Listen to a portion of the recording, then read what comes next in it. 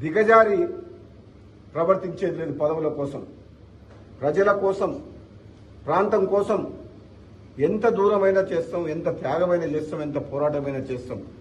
తెలంగాణ సమాజానికి అండగా ఉండాలి, బడుగు బలహీన వర్గాలకు అండగా ఉండాలి, పేద ప్రజలకు అండగా ఉండాలని ఒక లక్ష్యంతో రాజకీయాల్లో ఉన్న నాటువంటి వ్యక్తిని కొంతమంది వ్యక్తులు మంత్రి పదవి రాలేదని అందుకనే మాట్లాడుతున్నారని చెప్పేసి అంటున్నారు. నాయకులు అధిష్టానం హామీ మేరకు నేను మళ్ళీ కాంగ్రెస్ పార్టీలోకి వచ్చి పోరాటం చేస్తున్నా. నిజంగా అది అధిష్టానం తీసుకున్న నిర్ణయం. అధిష్టానం పిలుపు మేరకే నేను మళ్ళీ కాంగ్రెస్లోకి వచ్చిన.